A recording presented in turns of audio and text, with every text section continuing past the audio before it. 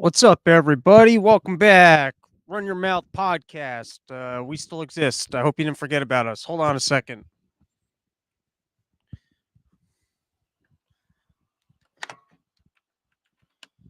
Smooth start. Studios in disarray. What's up, everybody? I'm back. I'm sorry. I hope you didn't find other podcasts and take me off your list of things that you listen to.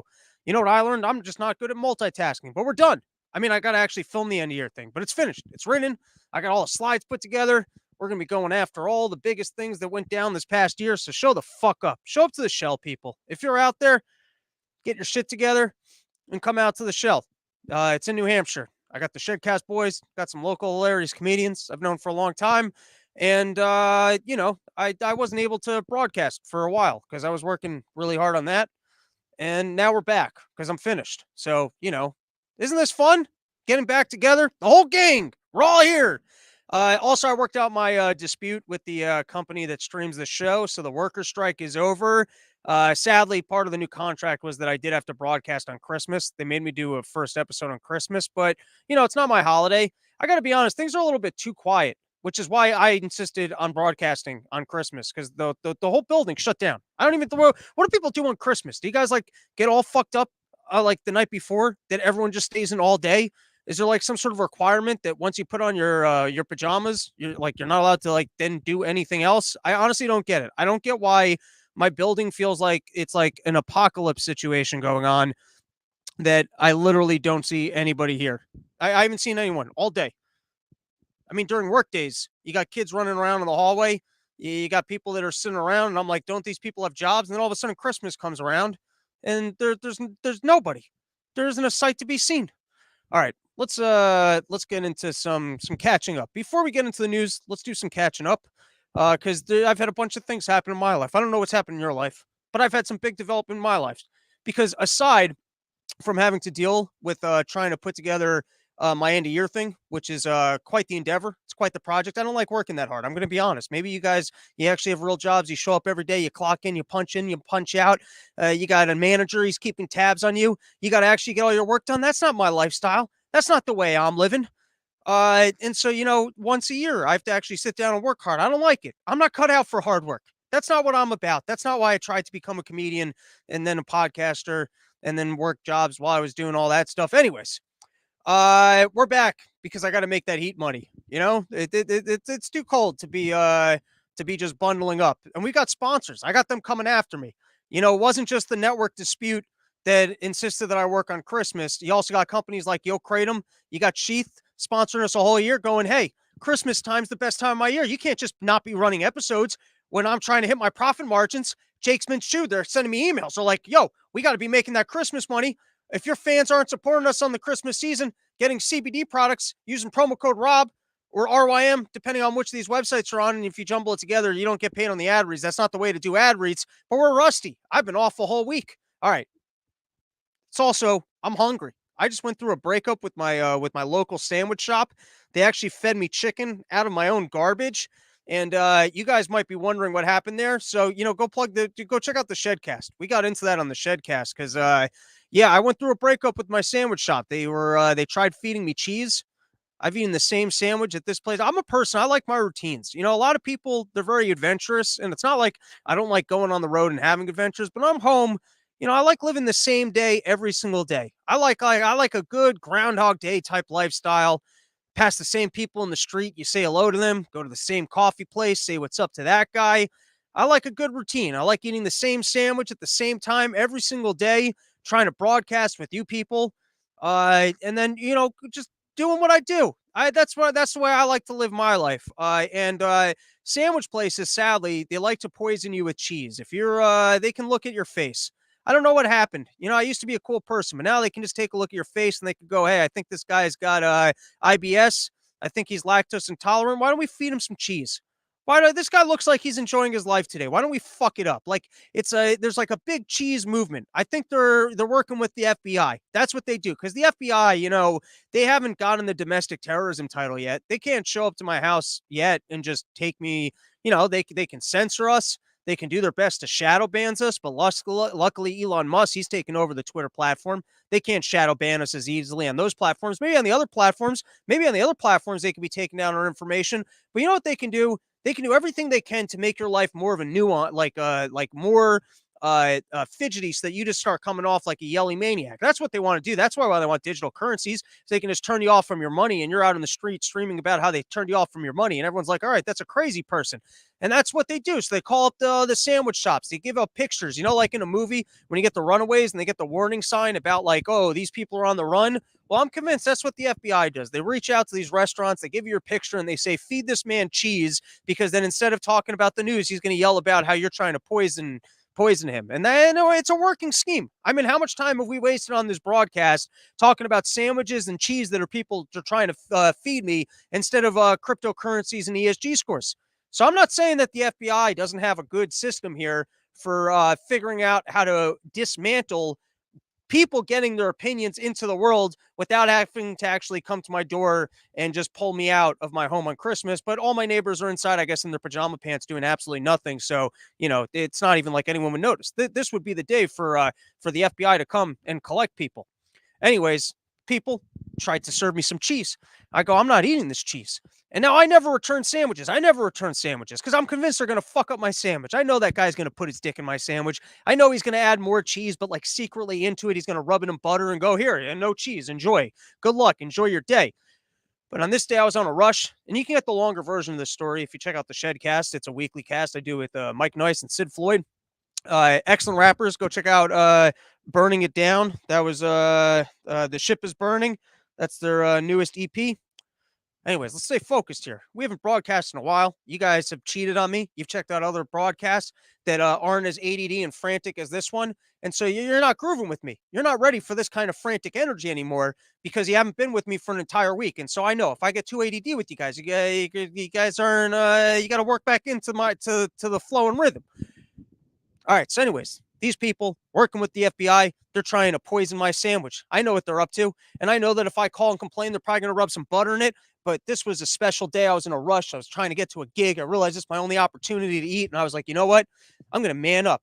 Today's going to be the day that I actually call up this sandwich shop and I return this sandwich. I call them up. They go, no problem. Bring it back.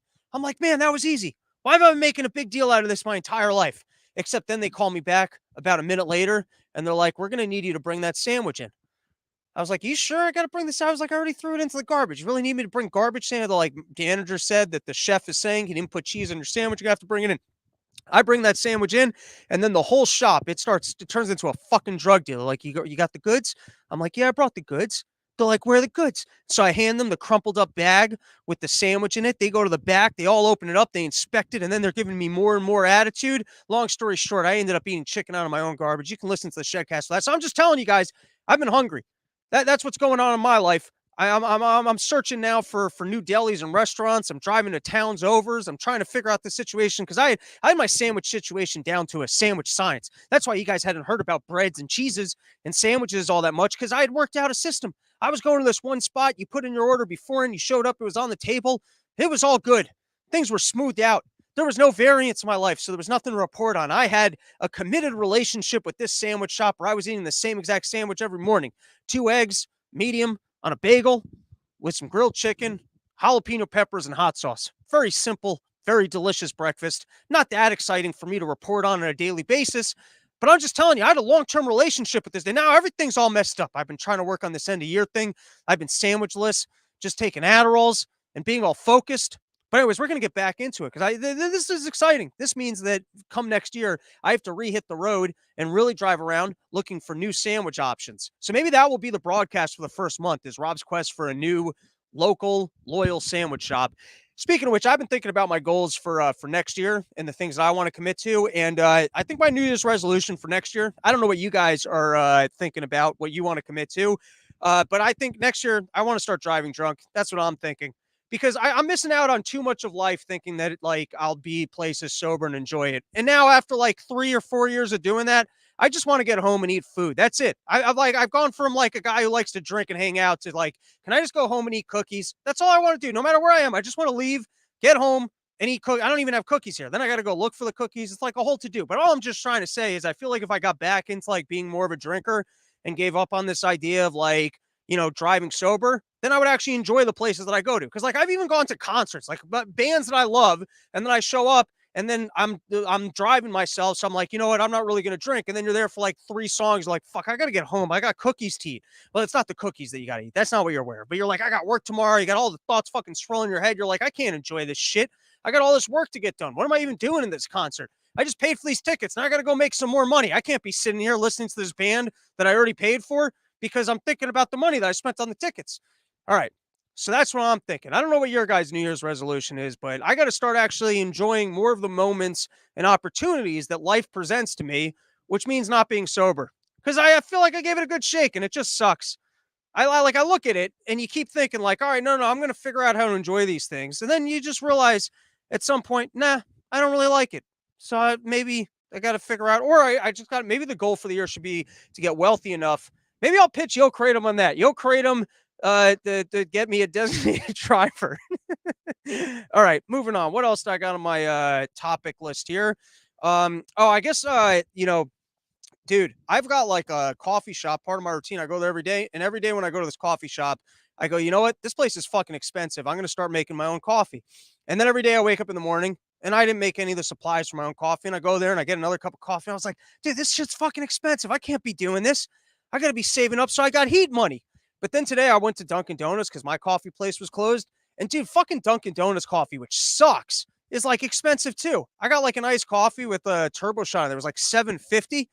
And I was like, wow, my coffee place is actually fucking good. What am I complaining about this guy for? I'm actually saving money when I'm going there. All right. I've said like so much nonsense here. Let's see what's going on in the chat. Forest Mommy's hanging out, telling people to hit the like button. I respect that. Hip is here. Instant coffee is the shit. No, that is a rough call. I can't be working my way back to instant coffee. I can't be going back there. If you get off instant coffee, because at some point when you first start drinking coffee, you go instant. Then you go back to it and you're like, if you've upgraded even in the smallest bit, by the way, this is true in general in life. You never realize a step up in quality until you try going back down. It's like when you step up in quality, very rarely do you go, oh, wow, this is so much better. Like if you drink a really good scotch, you get better cookies. You go to business class. Like no one sits in a business class seat and goes, well, I've never even done it. But you're not like, oh, this is the most comfortable thing in the world. You're still uncomfortable until you go back to coach. You try going back to coach and you're like, that business class was really something.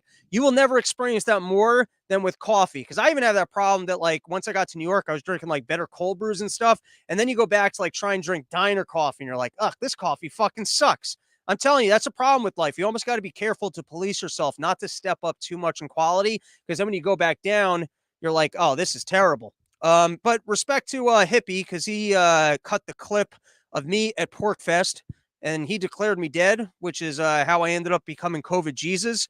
And of all my stand-up bits, I think that's gotten more views than anything. All right, let's take one more comment, then we'll see what else was on my list of randoms before we get into the news.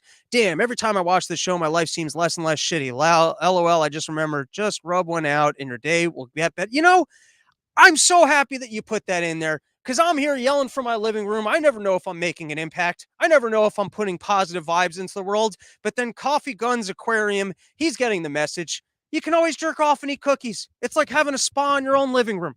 No matter how bad life gets, it's very easy to do. And you're not going to get more productivity done in your day. You might just shut down and realize, all right, well, that was not the most productive thing to do, but you will have enjoyed that time period and you'll realize that there is joy to life. So you know what? I'm happy that on this Christmas season, apparently my message is getting across to the good people of the world. All right. What other random things that I have on my list? Oh, Trader Joe's is starting to creep me out. Are you guys Trader Joe's people? Because I've gone through phases where you're like, man, Trader Joe's, it seems wholesome. It seems like they've got quality foods. It seems like they got their pricing structure down. Seems like I don't have to research the pricing. You're like, this is a reliable place. But I've had like 4 times now where shit that I've eaten at Trader Joe's, I've seen articles about that the foods have been recalled. But then Trader Joe's doesn't call you up and go, hey, I sold you some poison. You don't go to the store and then they say a sign, hey, if you bought these items the last 2 weeks, we accidentally put a little bit of poison in there.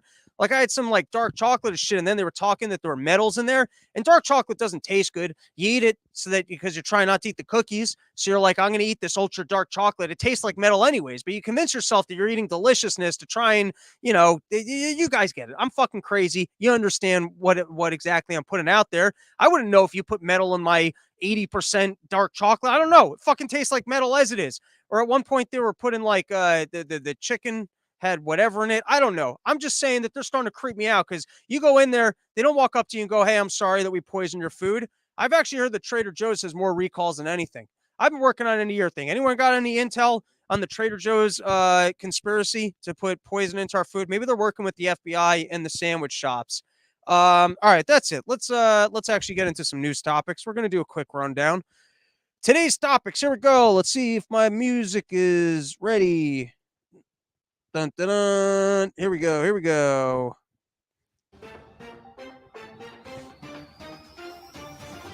Well, Donald Trump's tax returns reveal how much NFT money he needs to be rich again.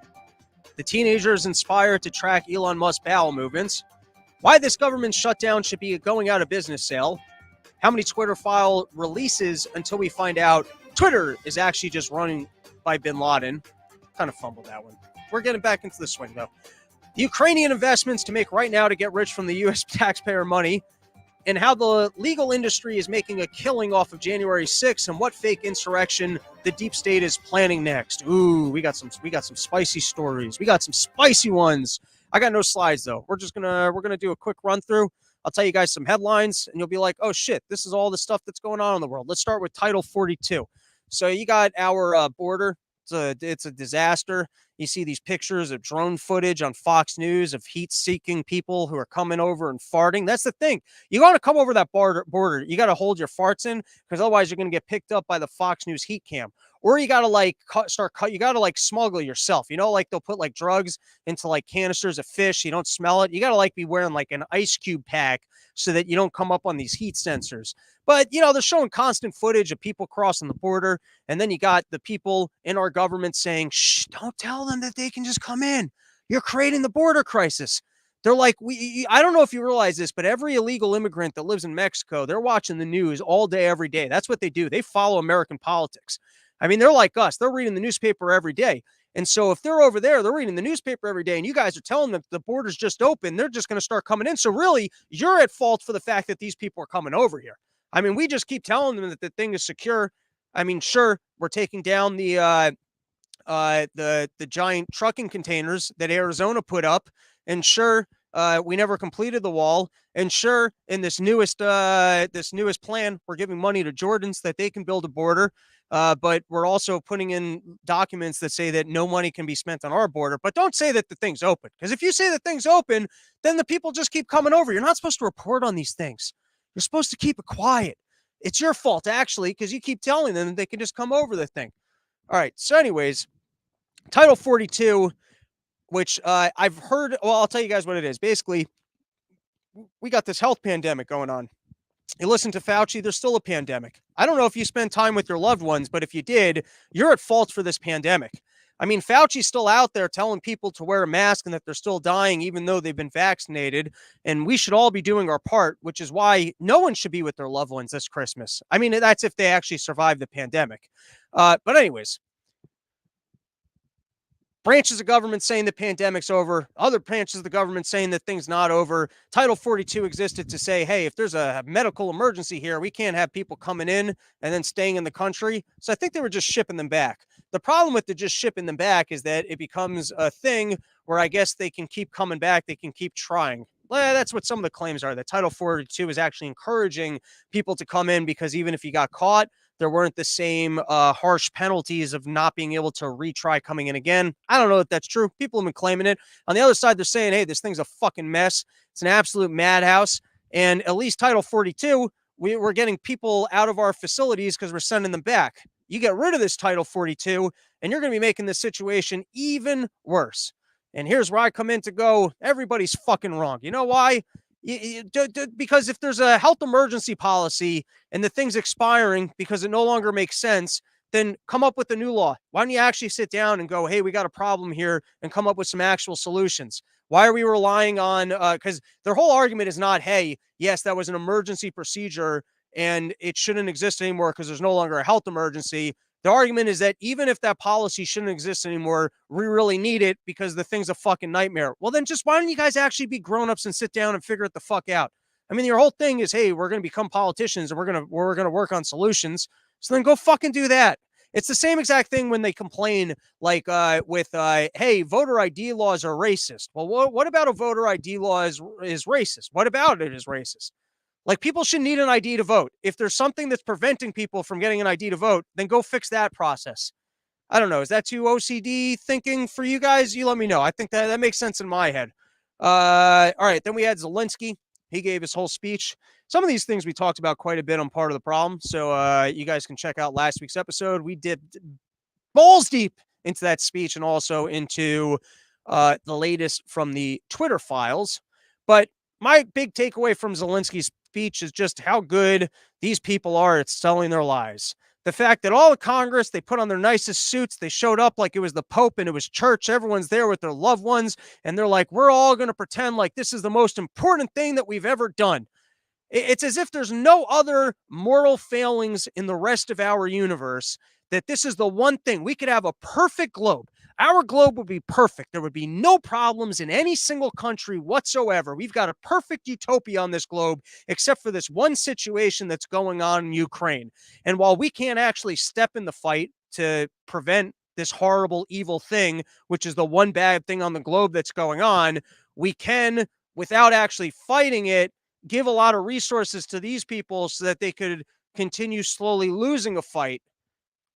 I don't even get the fucking logic of it, but that's kind of the idea. It's like in this loony reality that they're trying to showcase to us, everything is amazing across the entire globe, except for this one issue, which is that Putin has gone into Ukraine. And so we need all hands on deck to send all the American money that we can over to these people.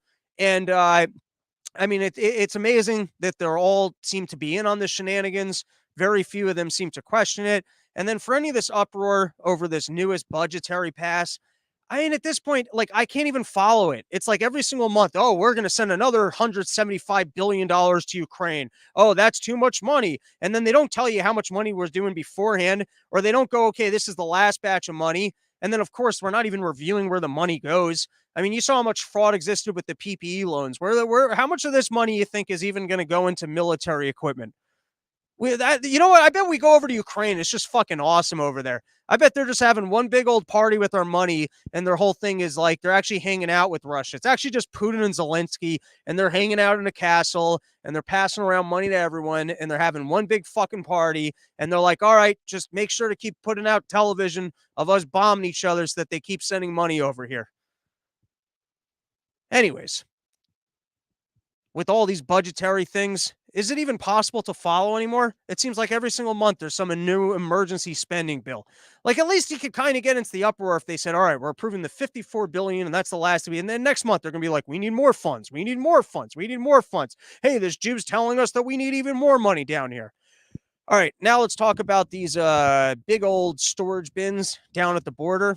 Because it seemed you got this hole in the fence. They never filled it in after Trump, and I'm going off of headlines and the pictures that I looked at, but it looked like they had a pretty practical solution where you're spending billions of dollars on this stupid fucking wall that's got holes in it that seems like it's pretty easy to get over, and it seems like it was pretty easy for them just to cut out holes in the fucking wall, and then someone comes along and they go, hey, you know, these storage containers are pretty cheap.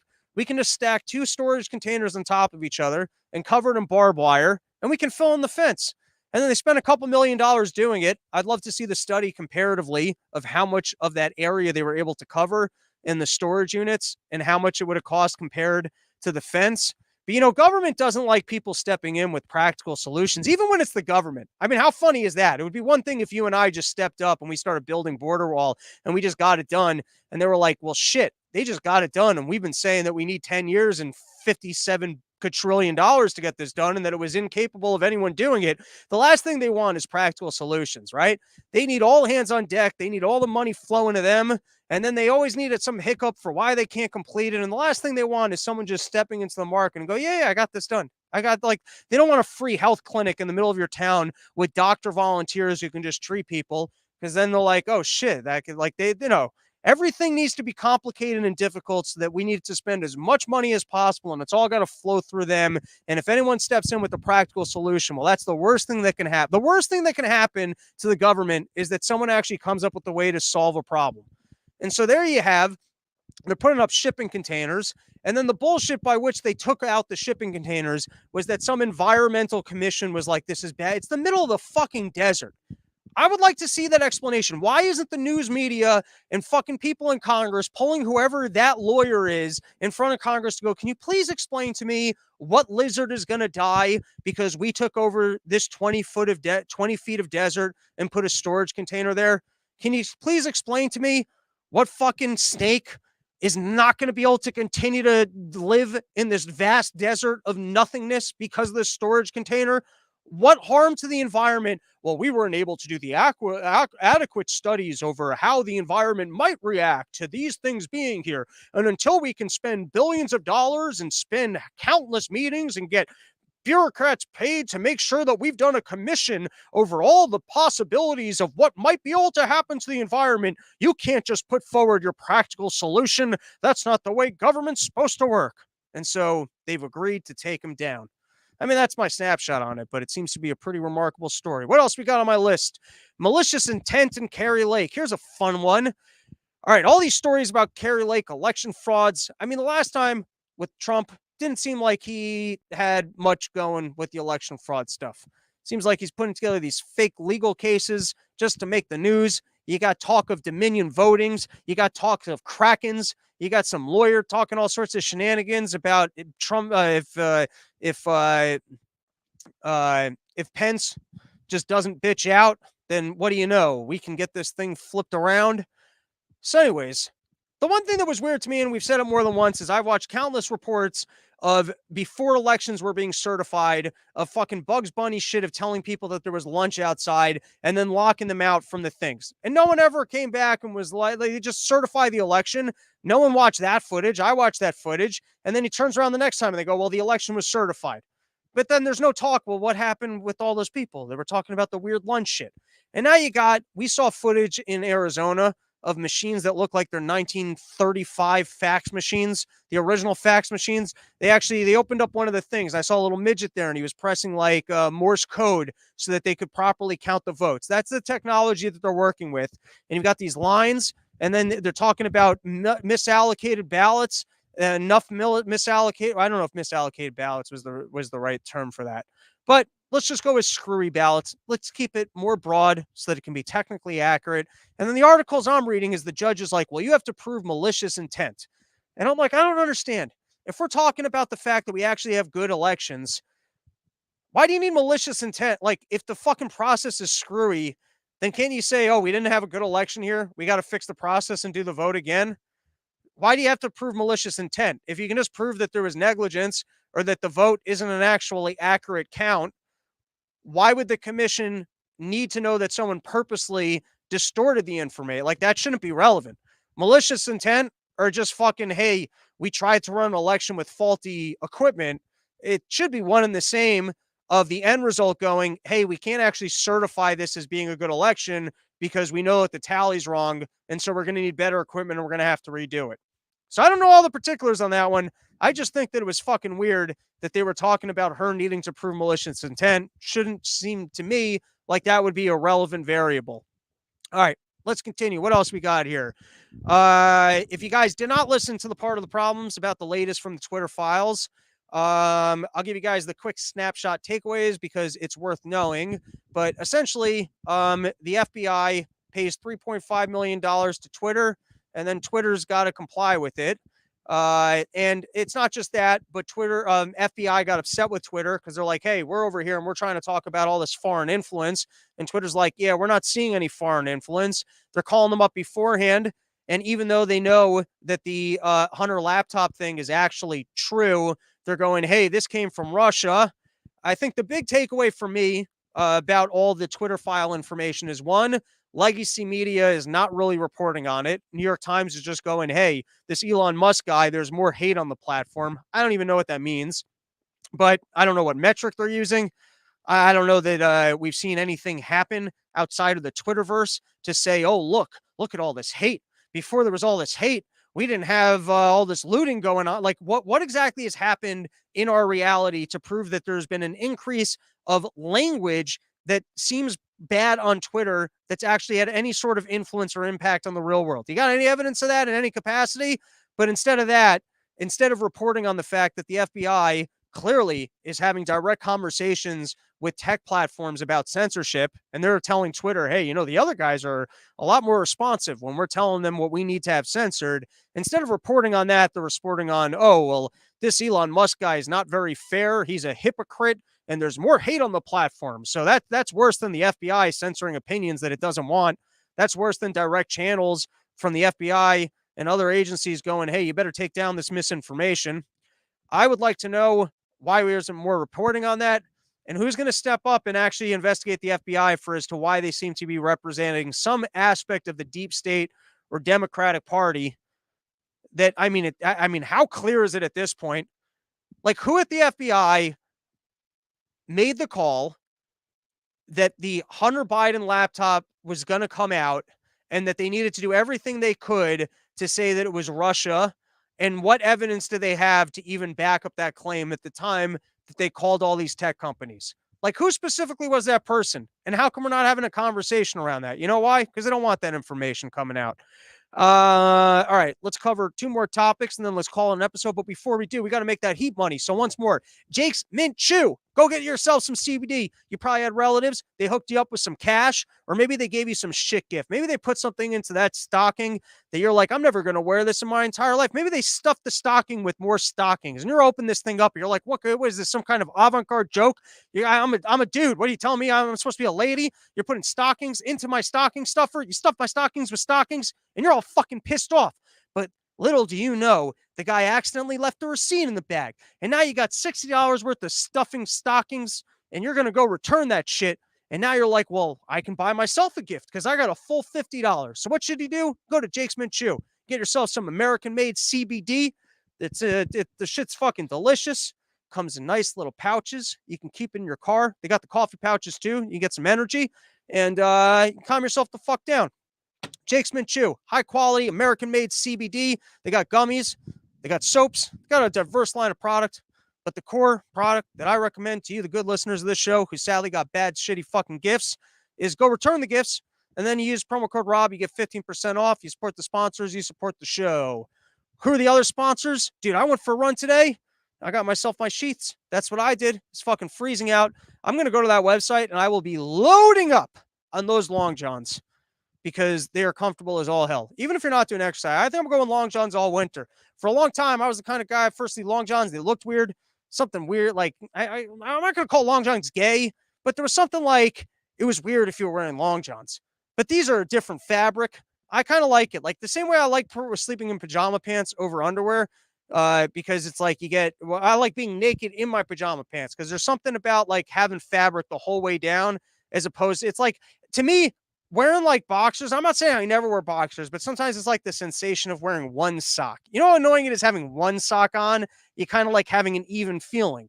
Well, I almost find that with like the long johns. I know this might sound crazy until you put them on, but it's like now that you almost feel more naked because it's like one even fabric feeling across your entire leg, and it's instant coziness. I mean, you put your dick in the sheath hole, you put your balls in that pouch, and you're wearing a thin layer of that pants underneath your actual pants. I mean, right away, you're like, I feel good about myself. I feel good about my life.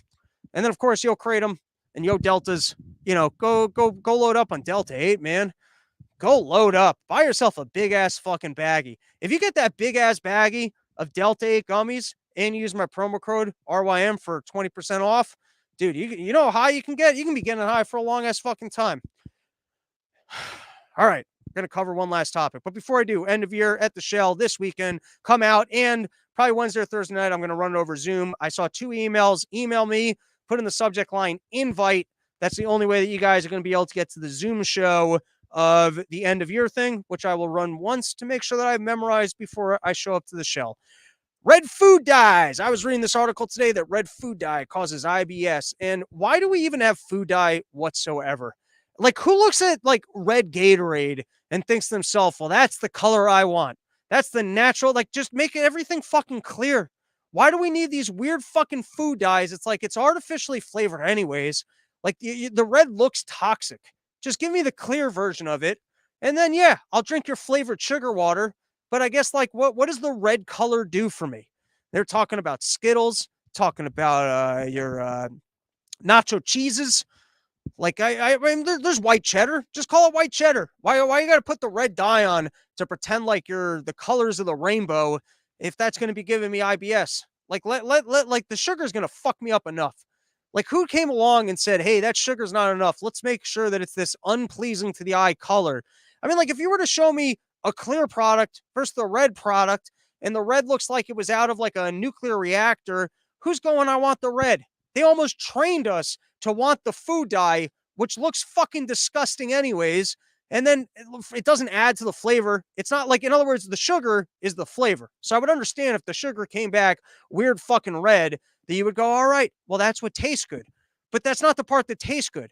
The part that looks disgusting adds nothing other than apparently it's bad for you. So why not just not have it? Like, I understand it when it tastes good, but if it's doing nothing for the taste, and for me, it visually doesn't do fucking shit, why do we need it? All right. And then last one. Oh, okay. So you do have some reporting about the bullshit pork that they put into the spending bill. One of the big ones people were up in arms about is that apparently they're sending money over to Jordan to build their wall, but then they had some provision that we can't have any wall money in over here. But the even creepier one was, my God, are they getting funding for the January 6th lawyers? I mean, we already talked about it. You want to end violence? You want to end like we were talking about when you had all of those riots going on? They could be reviewing footage, but they didn't care to do it. January 6th, though, they went through every piece of footage that ever existed. They linked it up with people's Facebook. And then you talk about how, like, there's never any defense money here. You get some fucking corporate lawyer. But when it comes to prosecuting motherfuckers, well, apparently they'll put like a 1.2 or $1.1 billion into paying out lawyers if they're going after people for January 6th. January 6th might have been the biggest moneymaker for, I guess, government prosecutors that has ever existed. And they're going to make sure that there's continuous funding for it, which, I don't know, that gets particularly creepy. All right, we did it. We are back in business, everybody. When are we next going to do a rundown on the news? I don't know, maybe Wednesday. Then we're going to have the end of year thing. Come out to the Shell. Come watch it live. It's going to be a good one. And then it's the new year. We're back to driving drunk, which is a joke. If you're a law prosecutor and you want evidence of behavior that I didn't actually engage in, I mean, go listen to the other nonsense. I've been telling people that the vaccines don't work. All right. I don't know what the fuck I'm talking about. It's literally called misinformation. You're going to try and use these words against me. I know what these government prosecutors are getting into with billions of dollars to spend. All right. That's our episode. St. Michael is going to come hang out. I'm buying tickets even if I don't make the drive. I appreciate that. Support the show. And, maybe you can let other people know that you got tickets available for them. Forest Mommy just ate a big-ass red velvet cupcake. I can respect that as well. St. Michael, show up. And St. Michael, let people know where the Clips channel is. St. Michael has been doing a good job of putting out some clips. Hippie, I'm in Vermont, might make it to New Hampshire. Dude, come the fuck out. Especially the New Year's evening. If you don't have New Year's plans, and I got to tell you, most years on New Year's, I've sat in my house, in my house. I've been home. I've been like, hey, I get out there, I have enough fun, leave this one to the kids. Except this year, I'm throwing the party of parties. I'm bringing my favorite band with me, the Shedcast Boys. So here's what's going on. I got 3 of my favorite local comics. They're going to be getting up. I'm going to do about 40 minutes. I'm going to do about, I don't know how long my presentation is, probably about 45 minutes. And then I'm going to get hammered and I'm going to party and I'm going to enjoy the tunes of the Shedcast guys while I get just to fucking hang out. So if you're out there and you don't have any plans, show up to the Shell. It's going to be a fun evening. I don't think there's a formal curfew. I don't know how late I'm going to be hanging out. You never know when I just want to go home and eat cookies. But I would suggest making the ride. I will only be doing this live once. Some of this material is going to be that night and that night only. Some of it might not actually make it out onto what I put out into the world. So come hang out, support the show. St. Michael at Fire Clips on YouTube. Many clips to be uploaded soon. There you go. All right. Hey, man. Merry Christmas, everybody. Nice to be back yelling from the living room. And hopefully end of year thing goes well. And then we'll be back to probably 3 or 4 times a week next year. All right. Later, dudes.